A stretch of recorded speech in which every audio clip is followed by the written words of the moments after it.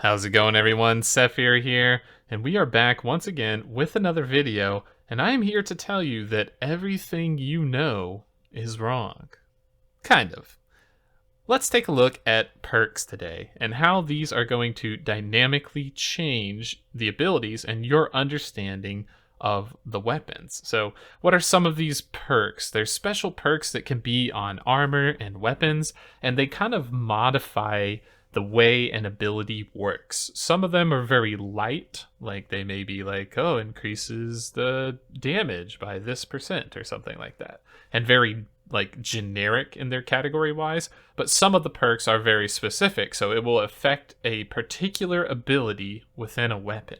And this is where things get a little interesting.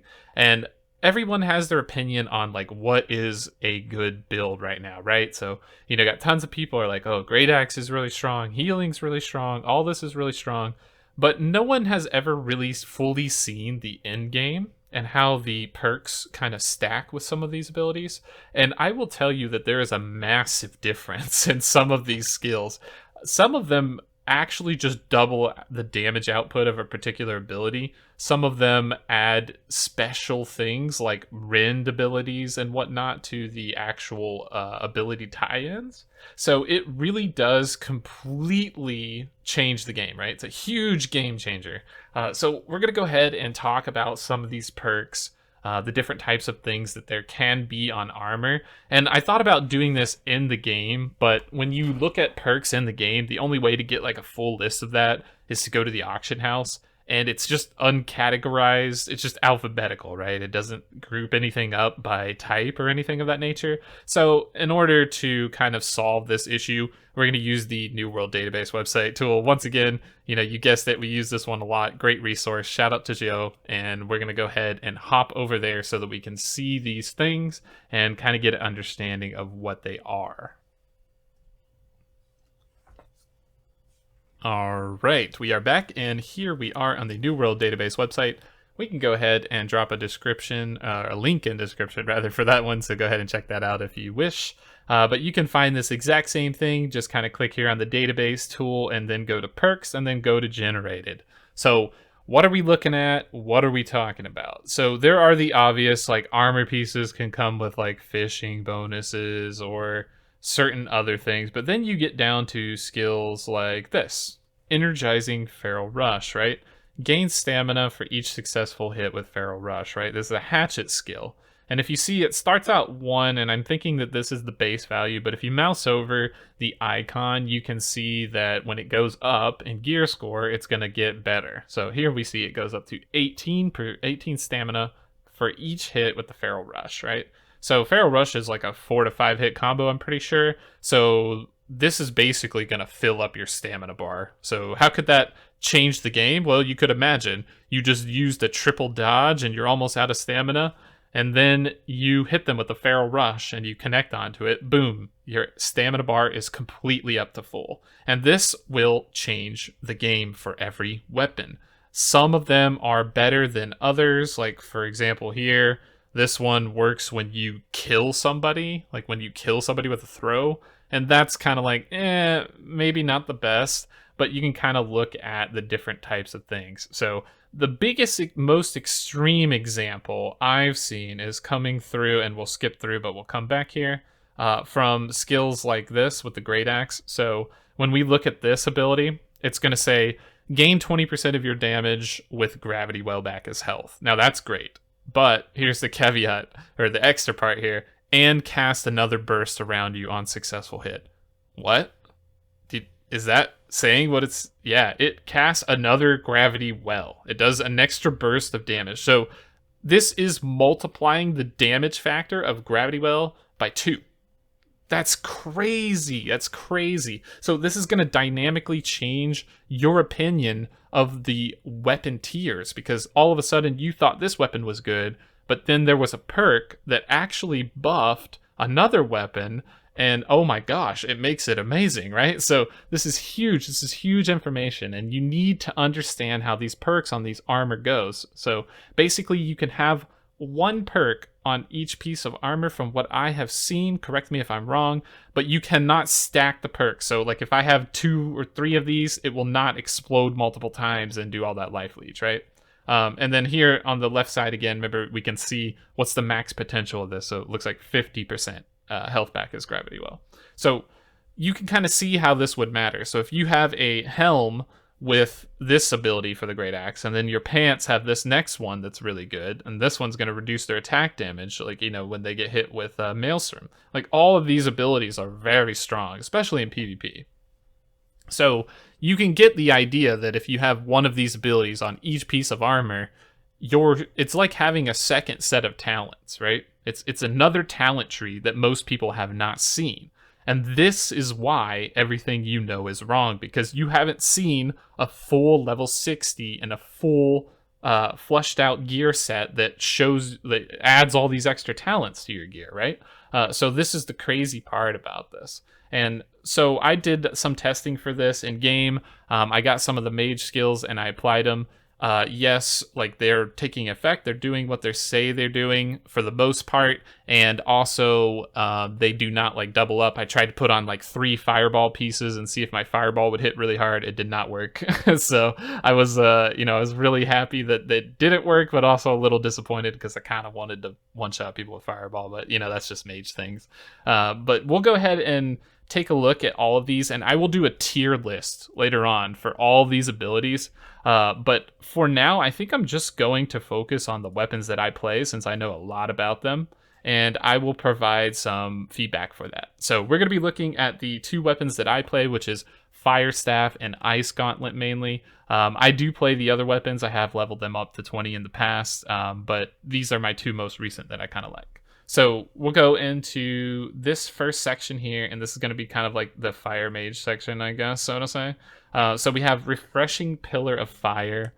So this is basically going to reduce the cooldown of Pillar of Fire for every enemy hit, stacking up to 3 times. It looks like it's at 14% per enemy. So if you're going to hit 3 guys, that's going to be about a 45 or 40 sub 45% refresh. So that's really powerful. So if you can hit multiple people with Pillar of Fire, it already does a lot of damage and hits really hard. So just getting this back even faster could be really nice.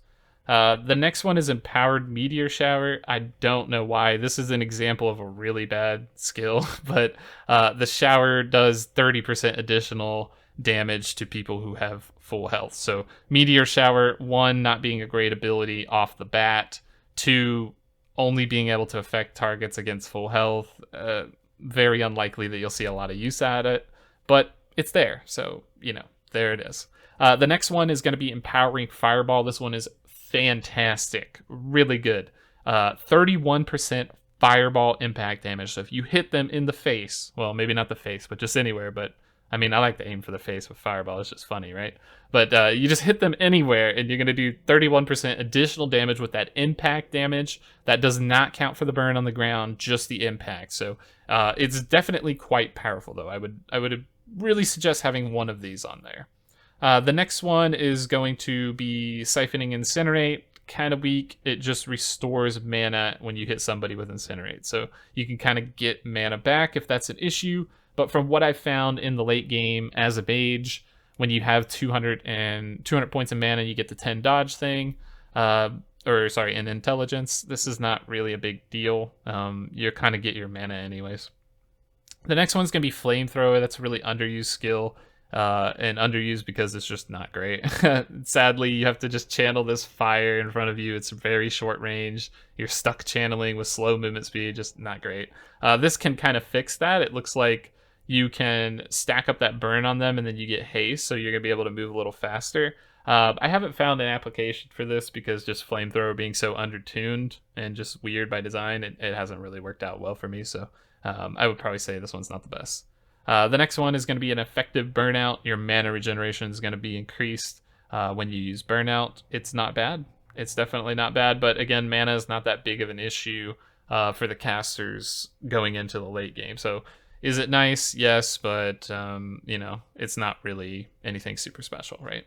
And then so you can see that this covers the skills. So usually there's 6 skills, so it's going to cover all 6 skills. There are some other things like I believe there's one ability where it's just like fire damage. It just increases fire damage by a certain amount, which maybe could be decent. But these are like passive things, right? They're not like game changers. There's also like life leech and stuff like that, which could be a game changer actually. Some of the life leeching abilities can be quite powerful. So it just depends on what you kind of go into for those. The next section we'll probably take a look at is going to be ice abilities, which is right here. So ice abilities, and this is where it gets really nutty for mages, coming up here soon. But this one is just when you channel Wind Burst, you are going to get 10% mana back after you fully channel, right? Which is just, I don't even understand. Wind Burst as a skill is really not good. It needs a complete redesign, same with Flamethrower. And getting 10% mana back when you get this is just like, wait, what? Like, it makes no sense in terms of the game. So hard pass on that one. Now this one is very good. This one's very good. Basically, when you have a frost attack hit somebody with Ice Storm, they're going to be frozen for 2 seconds longer. So that means they're going to get that lower movement speed, and they're also going to count as if they were in Ice Storm. So that's going to be proccing your Icy Chill and other abilities within the ice tree, which will allow you to get different things off, like the heavy attack freeze and things of that nature. So this one's very powerful, very powerful. And this is probably the single most broken ability in the game. It needs to be nerfed. Amazon, if you're watching this, you need to nerf this. It's way too good, way too good. So what it does is when you get a killing blow, you refresh all your cooldowns by up to 75%. I can't even begin to say how crazy this number is, because what happens in a war is you basically cast Ice Storm, and if some random person dies that you have hit, you now have refreshed your cooldowns and you can cast Ice Storm again. And if you've ever seen Ice Storm in a war, it hits so hard. Oh my god, it hurts. Especially if there's a lot of people together. And so you can imagine if I just cast Ice Storm and then I kill someone with it, I refresh, cast Ice Storm, someone else dies, chain, like that, they're done. I could probably wipe a whole team by myself. Nerf this. ASAP, nerf it. It needs to be way lower than that. 75% is way too high. So looking into the next skill, this is going to be Deadly Frost. So this is going to be an interesting one. I did not get to test it. But if you have, please let me know in the comments, because I really want to know what this does. So it says that Frigid Shower's ability causes damage to enemies with Frostbite. So this is worded a little bit weird. I believe it's talking about Ice Shower. And Ice Shower procs Frostbite on the enemy, which is that thing that locks them down. They get rooted, they can't dodge or whatever, and then they're slowed after. So I believe that's what it's talking about. I think it means that the Ice Shower is now going to do damage, which is interesting. And if so, how much? I have no idea. This needs a lot more like statistics on here, right? Like it should say how much more damage is it doing, what's the percent scaling, things like that. But we'll have to check that out when we get in game. So I'd keep my eye on this one. It looks pretty cool. No pun intended. But anyways, going on to the next one. I apologize for that, by the way. Pylon Burst. This is going to be a game changer for the pylon side, the builder side. This is going to add a 1 meter radius AoE to all your attacks. So basically you can now hit 2 people that are next to each other, maybe 3, but that 1 meter is not very big. Keep that in mind. But this is great for PvE, fantastic, and might even hit an extra person in war. So to be honest, this is probably one of the better moves. This is definitely a good go-to if you're running pylon build, right? If you're running pylon build. And then the final one is going to be Healing Tomb, which is just, you're going to get 10% health back after you exit Entomb if you do not use the left mouse button detonate, right? So the left mouse button detonate will cost 20 mana and it will knock people back and do damage. But if you don't and you just right click, you will get out of the Entomb and heal yourself. Honestly, pretty useless, because 99 times out of 10 you want to detonate because it's free damage and it's really good. And I just don't see healing for 10% being like good for that, right? Like you don't want to choose the less option just to heal for 10%. So that's pretty much it for the mage things. And you know, we can scroll down and we can see like some various different like perks for different types of things. You can get like armor type things, protection, Different things like your burns and bleeds expire faster on you, like you're slowed for less long time or stunned for less long time. Less long, that does not sound, you're stunned for a shorter amount of time. So you know, you can get different things like this. So there's definitely a lot of nice things. And then here you can see this fire perk as well, just pure fire, more fire damage, right? So this is a pretty good ability to have. But things like leeching is going to be really good. You can get up to 1.4% of your max health back as damage, so that seems to be a problem with a lot of things. There is like a mana leech as well, all kinds of other different things. And I know there's crit things also. I'll have to figure out where that is, but there's definitely abilities that give crit. And this is just talking about the perks, like things you want to roll on armor. But yeah, if you can get some of those things like the keen, and I believe it's called keen and vicious. I don't know where it is. I'm trying to scroll through and find it, but we'll find it on a different time. But some of these are pretty interesting abilities. But really, the big takeaway from all of this is what you thought about your builds may not be the case. Check these abilities. Check and see what your extra talents, you know, quote unquote, extra talents could be if you had in-game gear, because that might change your opinion of the weapon, as you saw with some abilities being completely crazy, like with the ice gauntlet and the gravity well on the great axe. By the way, Amazon nerfed that too. Great axe cannot hit twice with gravity well. That's insane.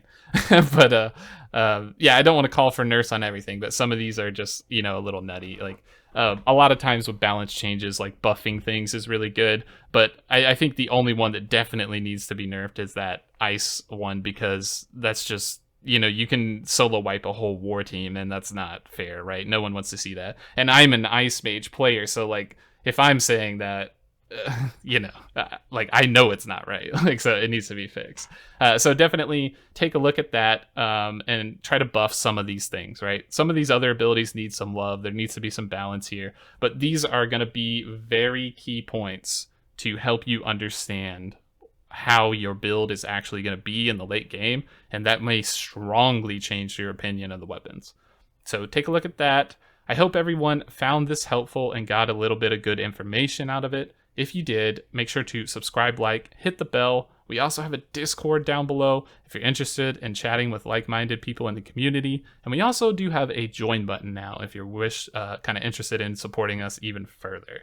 Thanks for your time, and we will catch you in the next video, everyone.